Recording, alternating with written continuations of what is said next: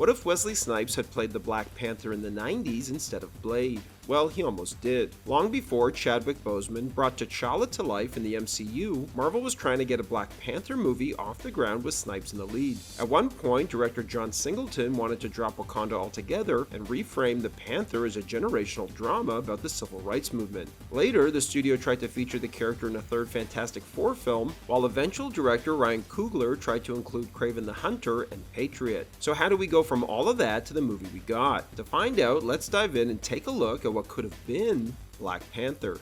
In the mid-90s, Marvel approached Wesley Snipes about starring in a big-screen adaptation of Black Panther. Snipes, by then, was quickly becoming one of Hollywood's hottest stars, fresh off hits like White Man Can't Jump and Demolition Man. He was drawn to the project because the character represented dignity, strength, and a rejection of the stereotypes often associated with Africa and the black community. In that era, black superhero films were typically played for laughs, like comedies Meteor Man and Blank Man, which made the idea of a serious big-budget adaptation stand out as something entirely different. Snipes admired how the character connected to the legacy of real African empires and royalty, like the Mali Empire under Mansa Musa, whose wealth rivaled that of today's richest figures. For Snipes, it was a chance to highlight a side of African history that mainstream audiences had rarely seen. He was also intrigued by the futuristic technology of Wakanda, seeing it as a forward-thinking vision of what African societies could represent in science fiction. But back then, Marvel was not producing its own films, meaning they had to rely on outside studios to finance and produce them. Almost immediately, Hollywood executives misunderstood the pitch, confusing the project with the Black Panther political movement of the 1960s rather than a comic book superhero. This perception became a major hurdle in getting the film off the ground, but Columbia showed interest, so Snipes began the hunt for a director. For Snipes, choosing a black director felt essential. He believed that the film's subject matter demanded someone with a cultural understanding to bring authenticity to the story, just as Steven Spielberg drew on his Jewish heritage to make Schindler's List, or Martin Scorsese infused Goodfellas with the lived nuances of his Italian-American background. A different director could have done a technically competent job, but there were cultural layers that only someone within the community could fully capture.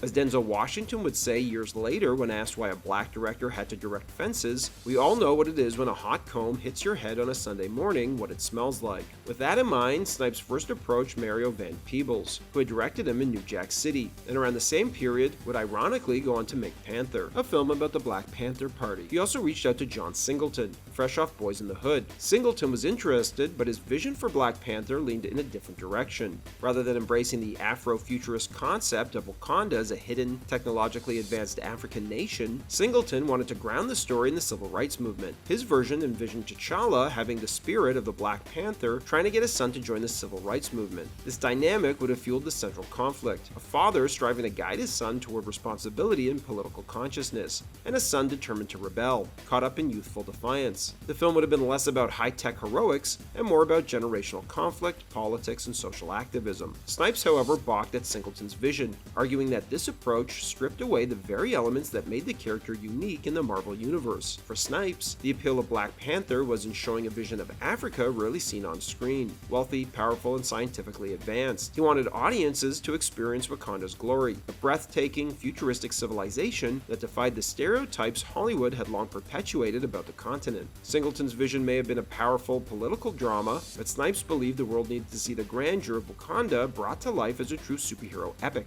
Australian screenwriter Terry Hayes, who co-wrote the two Mad Max sequels, next delivered what Snipes later described as an unforgettable pitch for the movie. It opened with a sweeping battle sequence in Wakanda, climaxing with baby T'Challa placed in a basket and set adrift on a river to ensure his survival, like the story of Moses. The story then left forward in time, reintroducing T'Challa as an adult living far away from his homeland. His ordinary life would then be suddenly interrupted when he was ambushed in an elevator, leading into an intense, intricately choreographed fight in close quarters that would begin his journey, similar to the elevator scene in Captain America: Winter Soldier. From that point, the narrative would expand outward, tracing T'Challa's path back to Wakanda and his destiny as the Black Panther. Unfortunately, Snipes struggled to lock down the right pairing of director and screenwriter, and in many ways his vision was simply ahead of his time. The visual effects technology of the mid-90s wasn't wasn't advanced enough to convincingly bring Wakanda's futuristic world to life, and Hollywood wasn't ready to invest in that scale of storytelling for a black superhero. When the opportunity for Blade came along, however, Snipes seized it. To him, it felt like a natural shift. Both characters carried a sense of nobility and strength, but Blade could be realized with the resources available. If Black Panther had to wait, then a black vampire superhero was the next way to push boundaries and redefine what a Marvel character could look like on screen.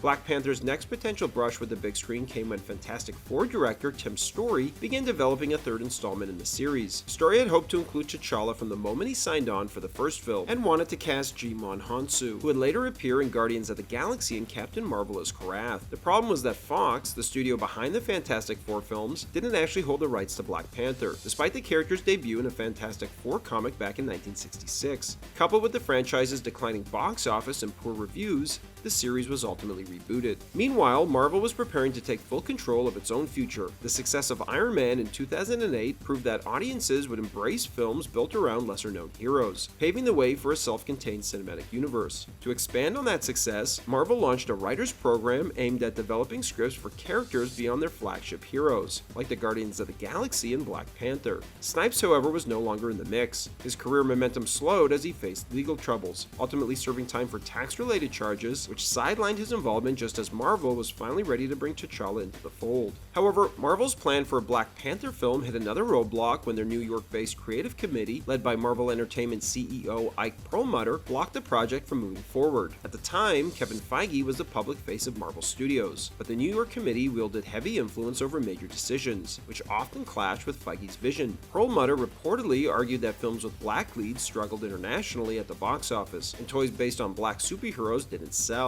His track record of racially insensitive comments only deepened the tension. When Marvel replaced Terrence Howard with Don Cheadle in Iron Man 2, Perlmutter is alleged to have dismissed internal concerns by telling a fellow executive that audiences wouldn't notice because black people all look the same. This repeated interference pushed Feige to his breaking point. As he threatened to resign, Disney CEO Bob Iger was forced to step in. Iger ultimately sided with Feige, giving him full creative authority over Marvel Studios and removing the committee's stranglehold, clearing the path for films like Black Panther to finally move forward. Black Panther would first debut in Civil War, before director Ryan Coogler was hired to give the character his own standalone film. As a huge Marvel fan, Coogler wanted to include as many characters as possible, drawing inspiration from stories that had left a lasting impression on him. One character he was especially eager to include was Kraven the Hunter. Coogler admired Christopher Priest's acclaimed run on the Black Panther comics, particularly issue number 6, which features a striking sequence where Kraven ambushes T'Challa at a state dinner before defeating him. Unfortunately, Kraven's film's rights were tied up at Sony, where the character remained part of the Spider-Man universe. That legal barrier kept Coogler from bringing one of his favorite comic moments to life. Still, his passion for drawing from Priest's run and weaving in nods to iconic storylines shaped much of the film's texture, even if Kraven himself never made it to the screen. Coogler also wanted to include Eli Bradley, better known as Patriot. Patriot is the grandson of Isaiah Bradley, one of the few soldiers to survive the brutal super soldier experiments conducted during World War II. But as development went on, it became clear that Patriot had no real connection to Wakanda or T'Challa's story, so Coogler ultimately decided to set him aside in order to keep the narrative focused on Wakanda itself and its characters. Patriot and his family would later find their place in the MCU through The Falcon and the Winter Soldier, where both Eli and Isaiah were finally given their live-action debut.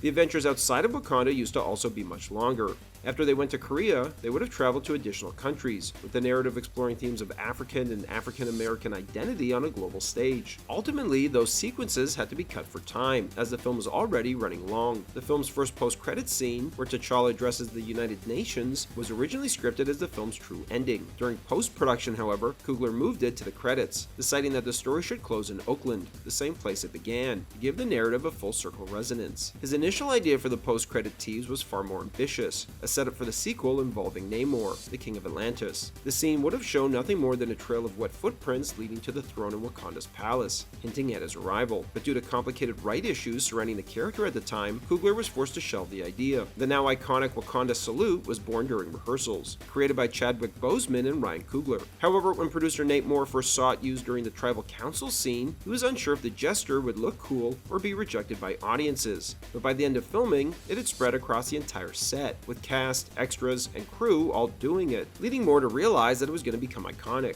Decades later, when Black Panther in Wakanda finally arrived on screen, it fulfilled the dream that Wesley Snipes had been fighting for back in the 90s, a vision of Africa as powerful, advanced, and unshakably proud. Snipes may have never gotten to play the King of Wakanda, but his efforts helped make sure the kingdom would one day be seen. Thanks for watching, everybody, and don't forget to like and subscribe for more of Hollywood's untold stories and unmade movies.